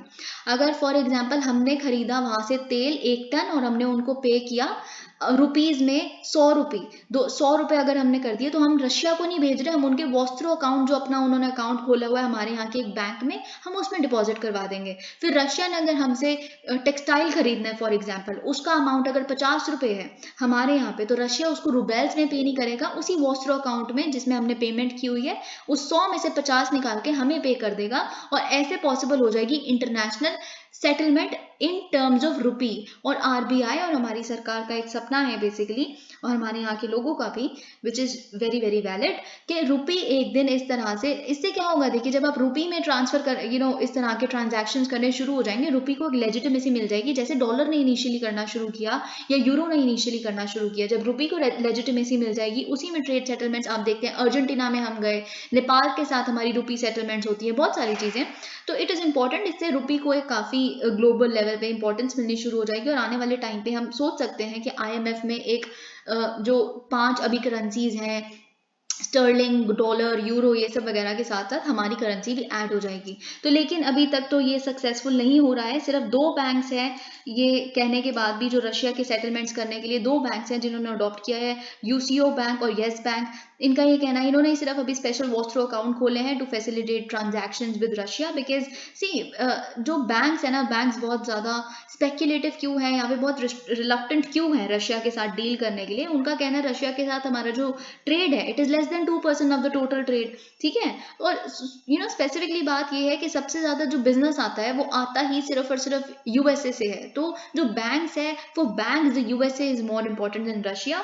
और उनको डर लगता है कि कहीं यूएस उन पे भी सैंक्शंस ना लगा दे, and they really really want to avoid that. SBI जो सबसे बड़ा बैंक है, उसने भी अभी तक इस चीज पे कुछ नहीं किया है, उसने अपना स्पेशल वॉस्ट्रो अकाउंट नहीं खोला है रशिया के लिए। So somehow we are seeing this dangling kind of attitude. Okay, अब हम देखते हैं एक editorial by doctor C Raja Mohan, Pakistan US the Bajwa reset.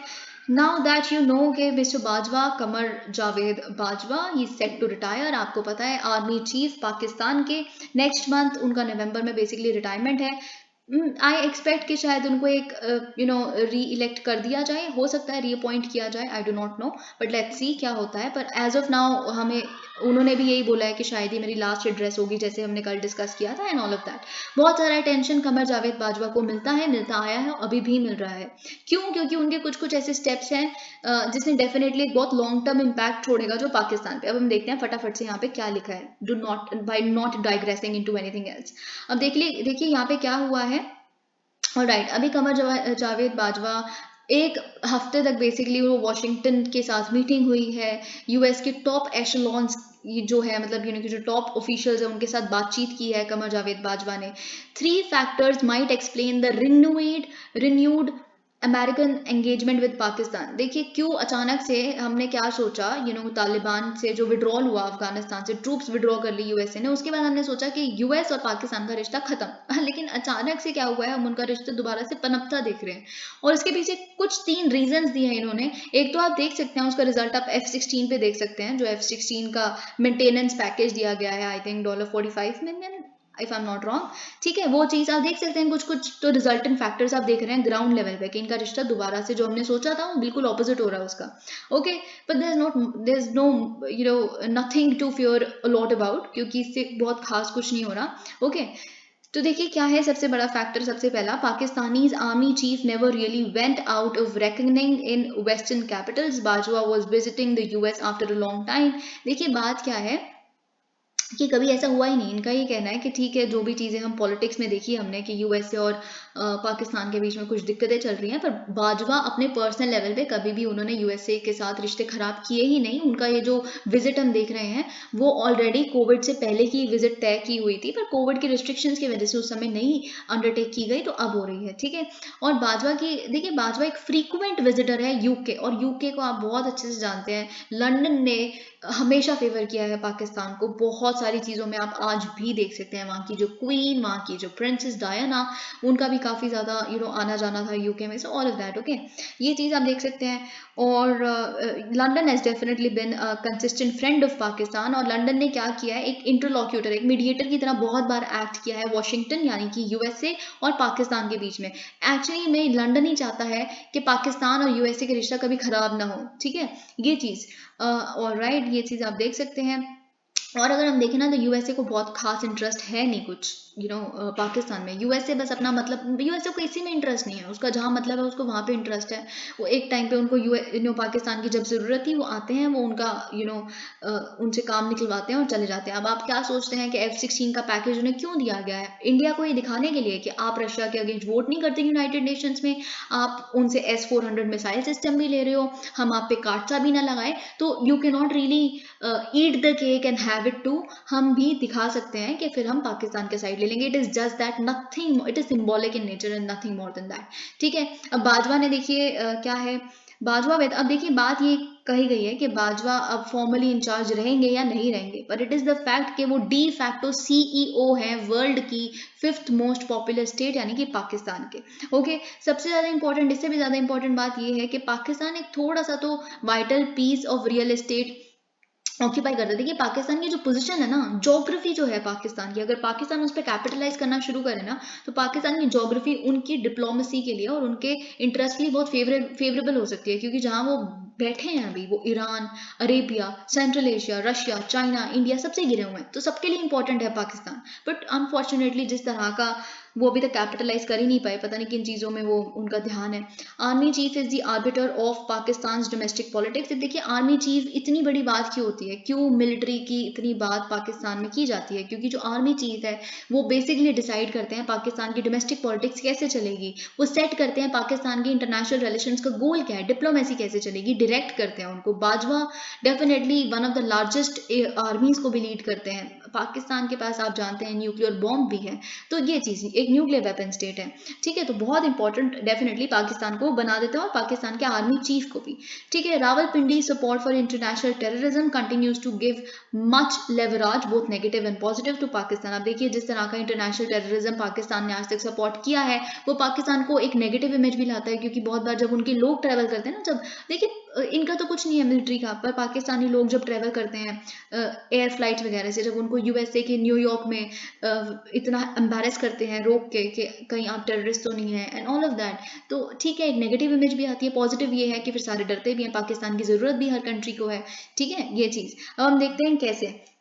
आप देख सकते हैं कि कैसे यूएसए ने, जब मैंने बोला कि उनको ज़रूरत होती है तो वो आ जाते हैं। इट इज़ एपिसोडिक, जो उनके लिए पाकिस्तान का इंपॉर्टेंस है वो एपिसोडिक है, किसी एपिसोड में उनकी ज़रूरत होगी तो आ जाएंगे वो। ठीक है, तो ये चीज़ वैसे ही एक टाइम पे एक एपिसोड ऐसा था जब उनको बहुत ज़रूरत थी पाकिस्तान की 1980s में। 1980s में क्या होता, अफगानिस्तान में सोवियत ऑक्यूपेशन हो गई थी, यानी कि सोवियत संघ ने ऑक्यूपाई कर लिया था अफगानिस्तान को। फिर अफगानिस्तान से भगाना था सोवियत को, तो फिर क्या किया था अमेरिका ने, क्या किया था, फंड करना स्टार्ट किया था पाकिस्तान को बोला था कि आप जिहादीज स्टार्ट करिए, उनको ट्रेन करिए, ताकि जो सोवियत आर्मी है वहां से उनको हम भगा सके। वो सक्सेस सक्षम भी हुए इसमें, तो ये एक उनका टाइम था, ठीक है, 2001 अराउंड तक ये सब कुछ चला।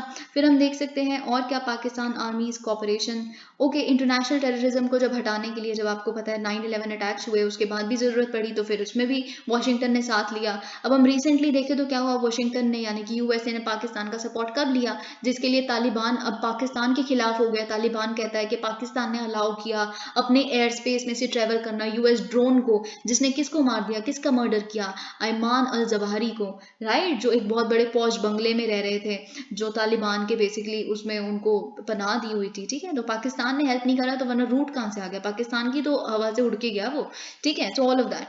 तो अब देखिए बात क्या है, second, the deepening conflict between Washington and Beijing has generally increase the strategic significance of all countries on China's periphery. देखिए जिस तरह का रिश्ता वॉशिंगटन और बीजिंग के बीच में भी इस समय पे है, तो बहुत इंपॉर्टेंट हो जाता है वॉशिंगटन के लिए, उस हर एक कंट्री की इंपॉर्टेंस बढ़ जाती है जो चाइना के आसपास स्थित है, उसमें इंडिया भी आती है, ठीक है, ये चीज़। अब देखिए पिछले कितने सालों से ऐसा है कि पाकिस्तान ने इंजॉय किया है काफ़ी प्रोडक्टिव रिलेशंस को, यूएसए के साथ भी, चाइना के साथ भी, ठीक है, ये चीज़ हम जानते हैं।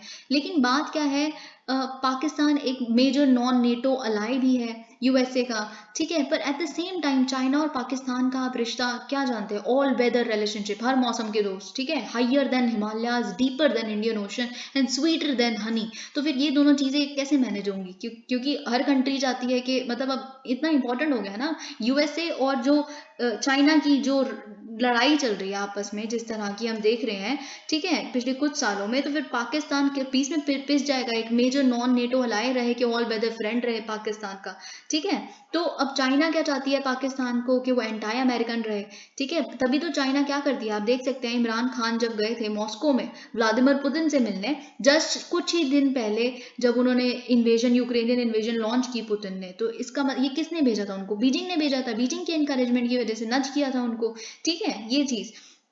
और राइट, आप ये सब कुछ देख सकते हैं। अब देखिए चाइना भी, तो चाइना पाकिस्तान और जो बीजिंग का नया, जो चाइना पाकिस्तान और जो मॉस्को का नया ट्रायंगुलर रिलेशनशिप बन रहा है, हर वोट पे जो भी अब चाइना लाती है तीनों का सेम वोट होता है, क्यों होता है, क्योंकि तीनों में एक अलायंस बन गई है अब, ठीक है, ये चीज। Bajwa was apparently very concerned about Imran Khan marching into entire. देखिए अब इमरान खान ने जब वो हार गए, उनकी अप्रैल में जॉब चली गई प्राइम मिनिस्टरशिप से, तब से वो क्या कह रहे हैं कि ये एक यूएसए का एजेंडा है मेरे खिलाफ, एंटाई अमेरिकन उनकी स्लोगन्स हैं बहुत ज़्यादा इमरान खान के, ये चीज़, ठीक है। और जो पिछले कुछ सालों में उन्होंने इसको डीपन ही किया है। उन्होंने क्या कहा, जब आपको अगर याद होगा, आई टेल यू दिस, कि जब इमरान खान ने ये कहा, जब फाइनली तालिबान आ गया अफगानिस्तान में, तो उन्होंने क्या कहा कि फाइनली अब तालिबान ने ब्रेक कर दिया है शैकल्स ऑफ स्लेवरी जो यूएसए ने इतने सालों से की, इस तरह की चीज़ें आप देख सकते हैं। यूएसए की डिफीट को सेलिब्रेट किया पाकिस्तान ने, ठीक है, इतना एंटाई अमेरिकन होते जाना, ये सब कुछ बेसिकली डेफिनेटली। फिर एंटाई अमेरिकन, जब ये यूएसए एंटाई अमेरिकन होता गया, इंडिया पास आता गया, मिस्टर मोदी और मिस्टर ट्रम्प के बीच में जिस तरह की बॉन्होमी थी, इसके बारे में सब जानते हैं, हम लोग सब जानते हैं, ठीक है। तो ये चीज़ बाजवा डेफिनेटली बहुत ही कीनली देख रहे थे, और it was not something very gleeful for mister Bajwa, ठीक है, ये चीज़ सही नहीं थी, उन्हें भी समझ आ रही थी। Okay, as it steps up the geopolitical contestation with China, the Biden administration has been very eager to draw Pakistan away from Beijing's embrace. Basically अब क्या चाहता है यूएसए कि बीजिंग की जो बीजिंग की आर्म्स में जितनी भी कंट्रीज हैं उनसे दूर रहे, पाकिस्तान उसमें से एक है, तो वही करने की कोशिश कर रहा है यूएसए, ठीक है। अब थर्ड फैक्टर ये है the role of Bajwa for the US in resetting the domestic politics of Pakistan, ठीक है, ये चीज़ डोमेस्टिक पॉलिटिक्स में डेफिनेटली वहाँ के आर्मी चीफ का बहुत बड़ा रोल होता है। Benazir Bhutto who completely died just while saying all of this, कि मिलिट्री का यहाँ पे बहुत बड़ा रोल है, वो पॉलिटिक्स को भी इन्फ्रिंज करती हैं।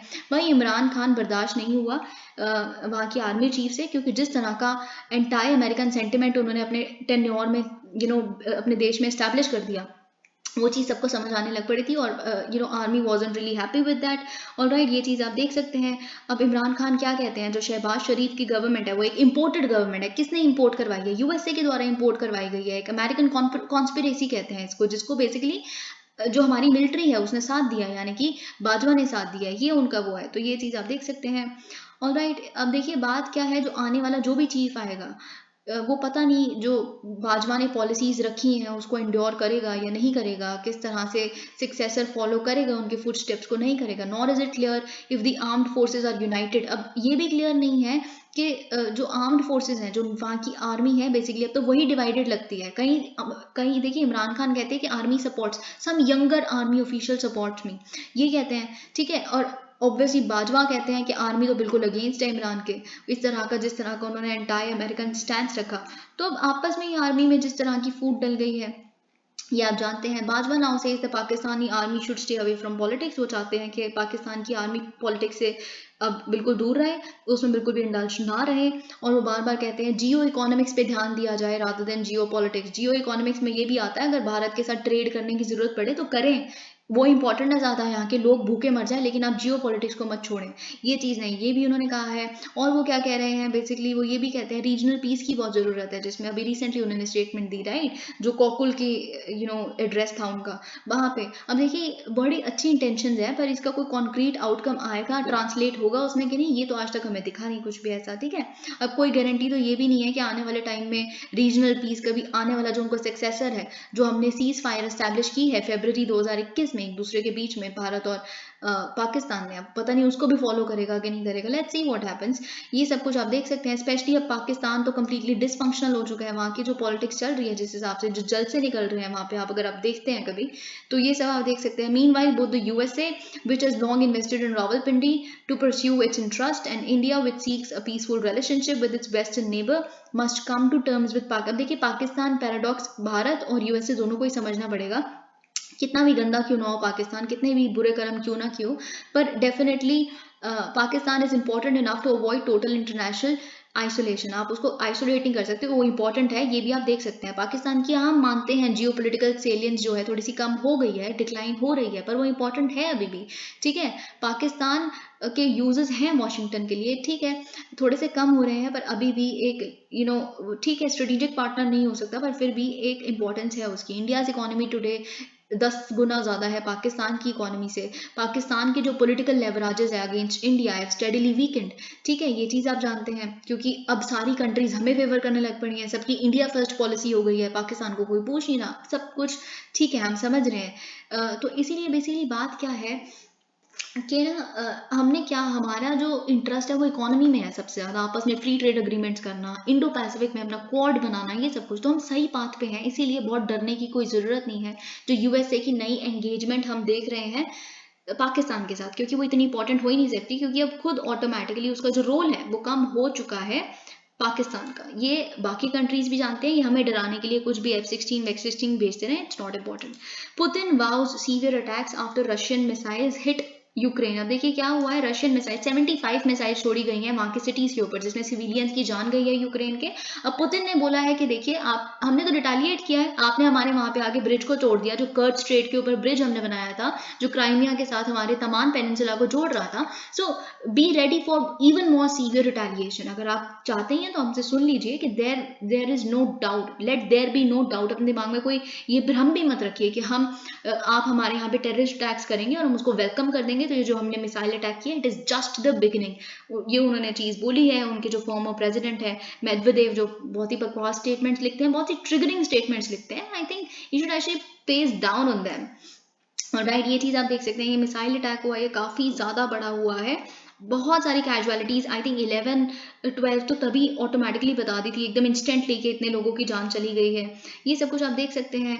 और उनका जो, इनका बोला है कि हमारी जो ये हमने मिसाइल स्ट्राइक की है, ये बिल्कुल अपने एम में सक्सेसफुल हुई है। जो हमारा एम था कि हम उनकी यूक्रेन की एनर्जी को हिट करेंगे, मिलिट्री कमांड को हिट करेंगे, कम्युनिकेशन फैसिलिटीज़, वहाँ पे इलेक्ट्रिसिटी नहीं है, और बेसिकली इंटरनेट वगैरह सारे ब्लॉकेजेस हो गए हैं, तो हमने अपना अचीव कर लिया है एम, जो हमने सोचा था वो हो गया। अब जो फ्रेंच प्रेसिडेंट है इमैनुअल मैक्रन, उन्होंने कहा है ये जो एयर स्ट्राइक्स हैं ये एक प्रोफाउंड चेंज लेके आई हैं in the conduct of war, ठीक है, क्योंकि ये जो एयर स्ट्राइक्स हुई हैं, it has been targeted against the civilians, and it's definitely something very dangerous. European Union ने भी यही बोला है कि ये रशिया मिसाइल की जो स्ट्राइक है, it amounts to a war crime. हमें यूरोपियन यूनियन का स्टैंड बिल्कुल पता ही है ऑलरेडी।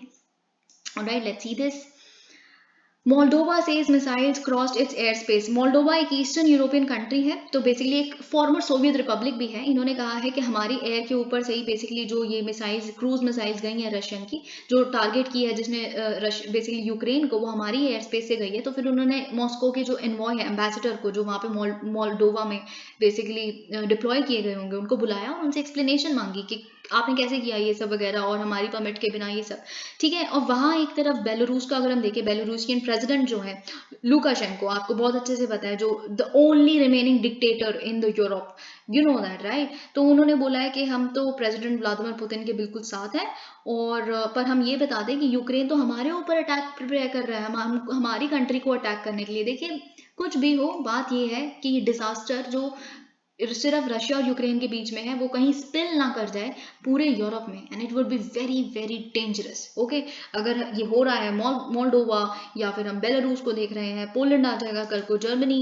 जो जिन पे विंटर जिनकी बहुत फ्रीजिंग होने वाली है, urban Naxals attempting to enter Gujarat with new appearances. ये पीएम ने देखिए बेसिकली क्या बोला है, पीएम मोदी ने गुजरात इलेक्शन से पहले जो कैंपेन वहां पे करने गए हैं, उसमें बोला है कि अर्बन नक्सल्स आ रहे हैं गुजरात में। तो इन्होंने बेसिकली एक व्हील्ड स्टेटमेंट किसके अगेंस्ट है, क्योंकि गुजरात में आप आम आदमी पार्टी के भी फुटप्रिंट्स देख रहे हैं, वहाँ पे मिस्टर केजरीवाल गए हैं, तो डेफिनेटली उन्होंने बोला है कि वो नई कॉस्ट्यूम्स में आ रहे हैं और इंटेलेक्ट के नाम पे पता नहीं क्या क्या बेच रहे हैं, दे आर अर्बन नक्सल्स। इन्हीं लोगों ने नर्मदा प्रोजेक्ट नहीं बनने दिया था, क्योंकि डेवलपमेंट होने ही नहीं देना चाहते। ये सब कुछ बहुत सारे और बोला उन्होंने, ठीक है। तो इन लोगों के खिलाफ हमें अपनी यंग जनरेशन को गुमराह नहीं होने देना, क्योंकि ये समझते हैं, ये बहुत बच्चे भी गुमराह हो जाते हैं कि ये बहुत इंटेलेक्चुअल इंटेलिजेंट लोग हैं, and they are urban Naxals rather, ये इन्होंने कहा है। That's not very important, just a political statement. EC allots new names to Sena factions till it decides on dispute। अब देखिए हमने बात की थी कि जो अंधेरी ईस्ट असेंबली बाई इलेक्शन है, उसमें शिवसेना के जो दो फैक्शंस है, एकनाथ शिंदे और उद्धव ठाकरे को नए नेम सबमिट करने के लिए कहा गया था। तो अब देखिए दोनों ने 3-3 नाम सबमिट किए। दोनों का ही जो पहला नाम की चॉइस थी वो शिवसेना बाला साहब ठाकरे थी, क्योंकि दोनों ही फैक्शंस बाला साहब ठाकरे को मानते हैं बहुत ज्यादा, दैट्स ट्रू, ठीक है। इसीलिए दोनों को अलॉट नहीं किए, क्योंकि दोनों की सेम चॉइस थी। फिर दूसरा चॉइस था उनके नाम का शिवसेना, दूसरा नाम दोनों को अलॉट किया गया, शिवसेना उद्धव बाला साहब ठाकरे, जो उद्धव ठाकरे को मिल गया। और अगर हम देखें मिस्टर शिंदे के ग्रुप को क्या मिला है, बाला साहब आंची शिवसेना, ठीक है। अगर हम बात करें फिर इनको सिंबल कौन सा मिला, देखिए अगर हम बात करें सिंबल, तो इनको मिल गया, उद्धव ठाकरे वाले ग्रुप को मिल गया फ्लेमिंग टॉर्च सिंबल, ठीक है, फ्लेमिंग टॉर्च सिंबल मिल गया। लेकिन बात यह है कि जो शिंदे ग्रुप को कोई भी अभी नहीं मिला, उनको अभी एक नया सबमिट करना है। क्यों करना है, क्योंकि जितने भी उन्होंने सबमिट किए ना, बेसिकली देखिए आप देख सकते हैं, जितने भी उन्होंने सबमिट किए सिंबल्स, देखिए पहली जो उनकी चॉइस थी शिंदे ग्रुप की, वो ये थी एक त्रिशूल, और वही शिवसेना जो उद्धव ठाकरे वाली है, उनकी भी त्रिशूल थी। तो ईसी ने रिजेक्ट कर दिया दोनों को, क्योंकि रिलीजियस कॉनोटेशन है, त्रिशूल महादेव का बेसिकली कॉनोटेशन है, तो it goes against election symbols reservation and allotment order of 1968, ठीक है। फिर दोनों का जो था, ऑलराइट, दोनों की सेकंड चॉइस क्या थी, राइजिंग सन। अब rising sun is also not valid, क्योंकि डीएमके का सिंबल है राइजिंग सन, तो ये भी खारिज हो गया। तो तीसरा जो बेसिकली उद्धव ठाकरे का था, वो उन्हें मिल गया, लेकिन तीसरा शिंदे ग्रुप का था, वो गदा था, गदा, which is also again religious, क्योंकि हनुमान जी का होता है गदा, तो वो भी डिनाई कर दिया गया। तो इनको अब नया चूज करना पड़ेगा, राइट। तो हमें यहाँ से क्या पता चला कि ये जो इलेक्शन सिंबल्स वाला ऑर्डर है 1968 वाला, ये रिलीजियस सिंबल्स को भी बिल्कुल नहीं अलॉट होने देता। Pakistan to take part in closing ceremony of SCO anti terror exercise hosted by India. देखिए लास्ट ईयर भी जब क्या हुआ था, जिसे हम जेट कहते हैं, jet is basically joint anti terror exercise, जो शंघाई कोऑपरेशन ऑर्गेनाइजेशन में जो बेसिकली आपको पता है काफी ज्यादा रैट्स यहाँ पे भी है, एक रीजनल एंटी टेररिज्म स्ट्रक्चर जो है, टेररिस्ट स्ट्रक्चर, इसके तहत ये सब कुछ होता है आपस में। तो इसको इंडिया इस बारी होस्ट कर रही है। तो बेसिकली हमने इनविटेशन एक्सटेंड किया है किसको, क्लोजिंग सेरेमनी के लिए पाकिस्तान को भी। तो इसमें कुछ बहुत नया नहीं है, तो आप समझ रहे हैं कि हमने दुश्मनी के बाद भी उनको इन्विटेशन दे दिया। जो नेशनल सिक्योरिटी गार्ड है, जो होस्ट कर रहा है मल्टीनेशनल जेट को मानेसर में हो रहा है, नियर गुरुग्राम बेसिकली। तो ये हम देख सकते हैं बेसिकली क्यों हो रहा है, क्योंकि लास्ट ईयर जब पाकिस्तान ने होस्ट किया था इसको, जेट को, हमने भी तब अटेंड किया था, हमें भी क्लोजिंग सेरेमनी के लिए इनवाइट किया गया था। So that's not something very new. और आप देख सकते हैं ये क्यों होती है ये एक्सरसाइज, कि आप एक्सपर्टीज एक्सचेंज करें कि आप अपनी कंट्री में कैसे डील कर रहे हैं टेररिज्म से, और रीजनल क्या आपकी कनेक्टिविटी प्रोजेक्ट्स हैं and all of that. Best practices आप शेयर करें, कैसे आप सिनर्जी लाएंगे काउंटर टेररिज्म फोर्सेस के बीच में, ये सब वगैरह आपस में डिस्कस किया जाता है। कनेक्टिविटी, इन्फॉर्मेशन अगर डिससेमिनेट करनी हो, किस कंट्री में आ गई, किस कंट्री में नहीं आई, ऑलराइट, ये चीज़। So these two pages are not very important. ये जो मिनरल सप्लाई वाला है ना, ये हमने बहुत रिसेंटली एक आर्टिकल में डिस्कस किया था, even it was better than this article, but let me just first discuss some other important articles. Stalin slams panel recommendation, warns against imposition of Hindi. अब देखिए, आपको पता है Tamil Nadu is completely against imposition of Hindi. बात क्या है, एक report आई है जिसने रेकमेंड किया। रिपोर्ट किसने दी है? पार्लियामेंट्री कमेटी ऑफिशियल लैंग्वेजेस ने। ऑफिशियल लैंग्वेज यानी कि जो सेंटर है, स्टेट्स हैं, वो आपस में किस भाषा में कम्युनिकेट करेंगे, तो इंग्लिश और हिंदी है अभी, ये बात आपको पता है, राइट? तो अभी मोस्टली ये होता है कि इंग्लिश ट्रांसलेशन तो, फिर भी हिंदी भी अगर आप कम्युनिकेट कर रहे हैं तो इंग्लिश ट्रांसलेशन तो जाती है। तो बेसिकली क्या है, इन्होंने बोला है कि आप हिंदी को मीडियम रखें इंस्ट्रक्शंस देने में, आईआईटीज में, आईआईएम्स में, सेंट्रल यूनिवर्सिटीज़ में, specially in Hindi speaking states and regional languages in other parts. तो बेसिकली जो तमिलनाडु के चीफ मिनिस्टर है एम के स्टालिन, उन्होंने कहा है कि आप ये क्या कर रहे हो, मतलब आप हिंदी क्यों इम्पोज कर रहे हो, आप बल्कि क्या करो कि हर एक लैंग्वेज को आप एलिवेट करके ऑफिशियल लैंग्वेज बनाए, जिसकी भी मदर टंग कुछ और है, जिस भी रीजन की, तेलुगु, तमिल, मलयालम, एवरीथिंग, ठीक है, तो आप उनको ऑफिशियल लैंग्वेज के रूप में एलिवेट करें सेंट्रल स्तर पे भी, ना कि आप हिंदी को इम्पोज करें। तो इन्होंने यही बोला है कि आप प्लीज टेस्ट मत करिए हमारी मदर लैंग्वेज की एफिनिटी को, and you know this very well. किस तरह के प्रोटेस्ट हमने पास्ट में देखे हैं, इस तरह से जो हिंदी के इम्पोजिशन के खिलाफ आज तक जो सदर्न स्टेट्स है खड़ी हुई हैं। SP founder 3 time UP CM Mulayam Singh passes away, and we know that definitely an end of era. ये आप जानते हैं कि किस तरह से इन्होंने समाजवादी पार्टी की नींव रखी, 3 बार सीएम रहे, डिफेंस मिनिस्टर भी रहे हैं, ऑलराइट। बहुत आप आर्टिकल्स देखेंगे, अ स्टॉन्च सेक्युलरिस्ट, सब कुछ आप देख रहे हैं। Now finally is no more with us. Okay, supreme court collegium resolves not to deliberate on appointment. देखिए, अब मैं आपको बताती हूँ थोड़ी सी कहानी।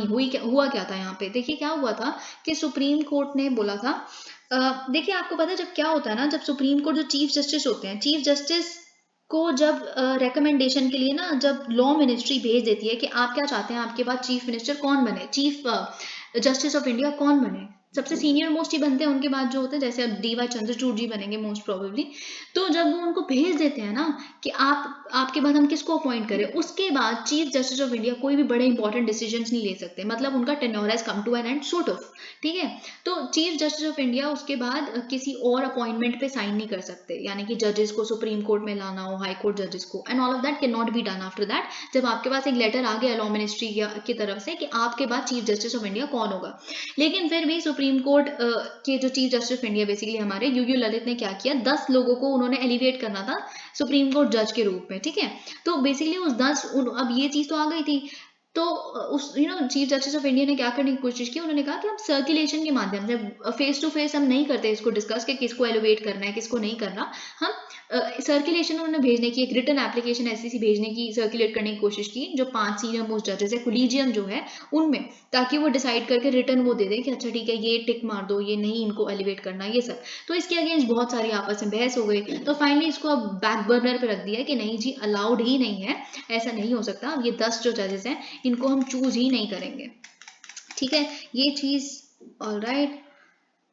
ओके, अब देखिए कुछ थोड़ा सा ब्रीफली मैं बता देती हूँ, कुछ बहुत इंपॉर्टेंट नहीं है यहाँ पे, लेकिन फिर भी कुछ 1-2 पॉइंट देखिए, आप जब पढ़ेंगे ना लक्ष्मीकांत में, यही सेम चीज़ें लिखी है वहाँ पे कि वो फंड टैक्सेशन नहीं है, वही सारी चीज़ें यहाँ पे लिखी है, लेकिन 1-2 पॉइंट जो मुझे लगता है कि आपके लिए इंपॉर्टेंट है वो मैं आपको बता देती हूँ, जो मैंने खुद ने मार्क किए हुए हैं यहाँ पे आपके लिए।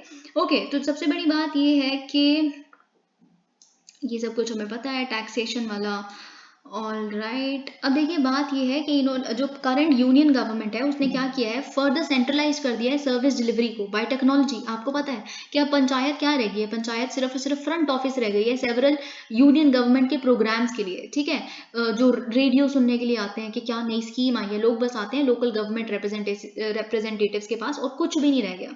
स्मार्ट सिटी प्रोग्राम है, स्मार्ट सिटी प्रोग्राम ने कौन सा डिवॉल्व कर दिया है फंड्स को म्यूनिसिपैलिटीज को, no, state governments have been forced suppose to constitute special purpose vehicles, ताकि जितने भी ग्रांट्स जो केंद्रीय सरकार है स्टेट गवर्नमेंट्स को देगी वो उनको बेसिकली लोकल जो म्यूनिसिपैलिटीज को फंड दे रहे हैं उसके साथ मिक्स ना किया जा सके। तो ये फंड की सबसे बड़ी प्रॉब्लम है। ऑलराइट, ये चीज आप देख सकते हैं। देखिए अब बात एक और करप्शन पे, कहा जाता है कि एक नेक्सस है किसके बीच में, पॉलिटिशियंस और जो ग्राम पंचायत के लीडर्स हैं और वहाँ के कॉर्पोरेट्स या फिर ब्यूरोक्रेट्स में एक नेक्सस हम बार बार पढ़ते हैं। इनका ये कहना है, देखिए करप्शन क्या है, करप्शन इसीलिए है, ऐसा नहीं है कि नेशनल लेवल पे कम करप्शन है, स्टेट लेवल पे कम करप्शन है, लेकिन लोकल पंचायत में बड़ा करप्शन होता है, ऐसा बिल्कुल नहीं है। करप्शन है पर उनका करप्शन दिख रहा है, it is visible, it is more visible, क्योंकि इतना ओपनली करप्शन हो सकता है। तो कोई भी अगर एक बंदे को पता चला कि यहाँ से फंड्स गए हैं, गाँव में आपस में बात होती है, अरे सरपंच बन जाओ पूरी जिंदगी की सुधर जाएगी, ये सब वगैरह बस पता है और ये छुप जाती है बाकी नेशनल लेवल की करप्शन को। एक ये चीज। अब ग्राम सभा का देखिए सिर्फ ये कर देना, एक और चीज जो यहाँ पे इंपॉर्टेंट है कि आप वीडियोग्राफी कर लेंगे हर मीटिंग की हो रही है कि, ये इतने से डेमोक्रेसी नहीं इंश्योर हो जाती। आप क्या करें ग्राम सभा के लिए, तो एक कॉस्मेटिक चीज है, मीटिंग हो रही है नहीं हो रही है, लोग बैठे हैं, लोगों को पता भी नहीं है चल क्या रहा है, बस कहने को आपने अटेंडेंस मार्क कर ली कि सब आए हैं कि नहीं आए हैं वोटर्स। आप ग्राम सभा में एक्चुअल डिस्कशन अगर चाहते हैं तो छोटे छोटे और ग्रुप्स बनाइए, in fact social media WhatsApp groups बना सकते हैं। कोई भी पॉलिसी आई है, अगर किसी का उस पर अप्रूवल चाहिए कि हमारे गाँव में ये बनने दें कि नहीं बनने दें, आप इन छोटे छोटे ग्रुप्स में आपस में बात करवाइए। So these were 3 points which I think were innovative here. Rest is all cliche, nothing very important. Thank you so much. Please like the video.